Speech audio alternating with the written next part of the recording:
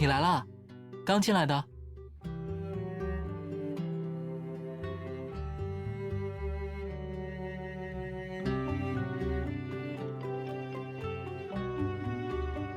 多谢我的华生大人原谅之恩。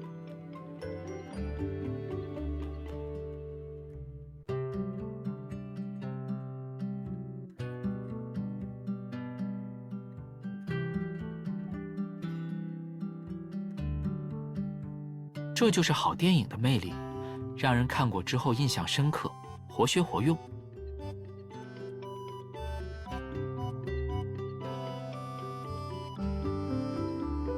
江团沁味馆，你这是买了什么早餐？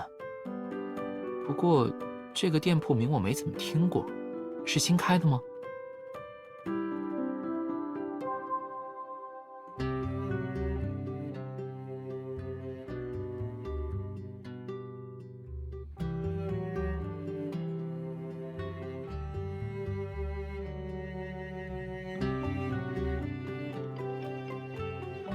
哦，等一下，我再研究几分钟，马上就好。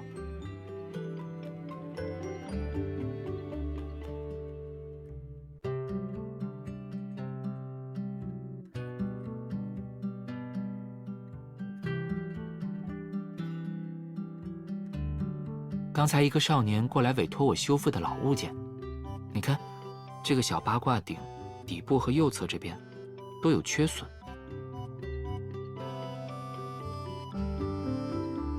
啊，没错，你怎么知道？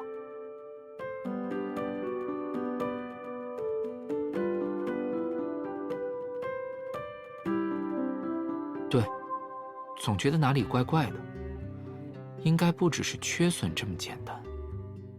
我再看看，等我一会儿。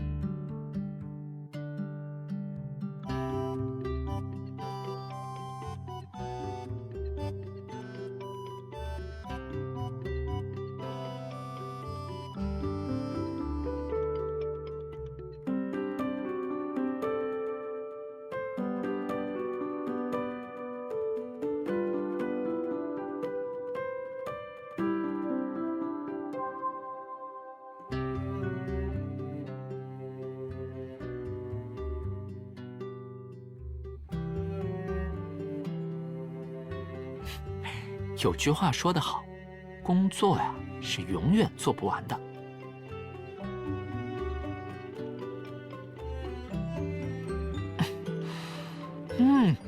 的确好吃。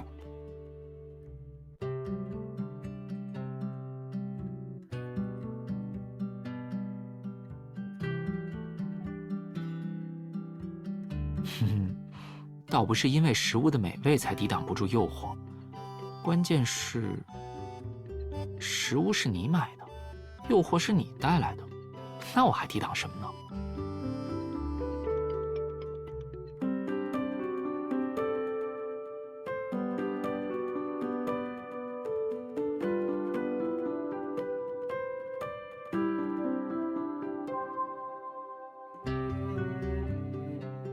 啊？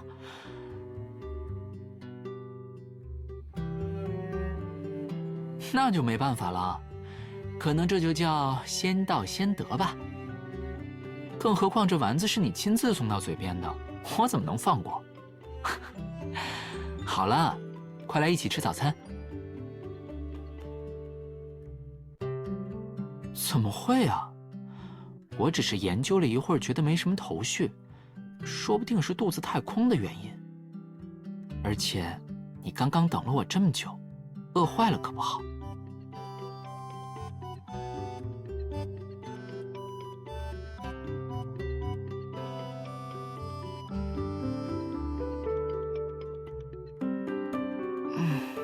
我也有点饱，得做点什么消化消化。我倒是想到了一个小游戏，既有点小趣味，又可以当做饭后消化。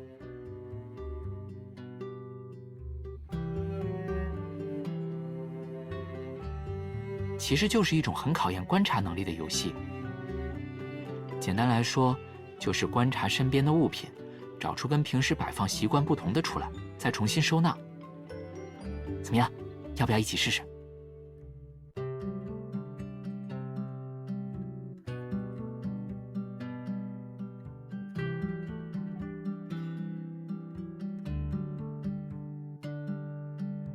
确实，有些事就算一时记不清，但身体和心是不会忘记的。看到熟悉的环境，多少会有印象。哦，对了，说起熟悉环境，差点忘了告诉你一件事。前几天杨哥把孟旭送回支东市了，他现在的情况比较稳定，回到熟悉的环境疗养，更有利于康复。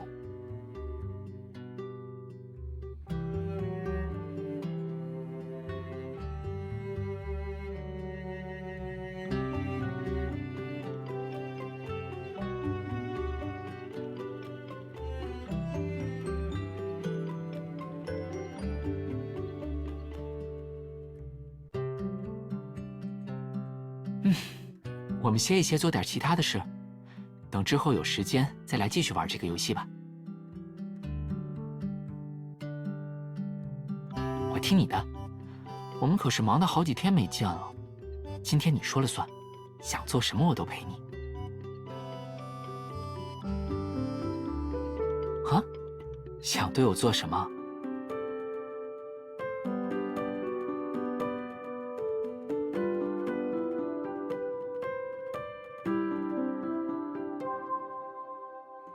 当然没问题，我们这就上楼去看电影。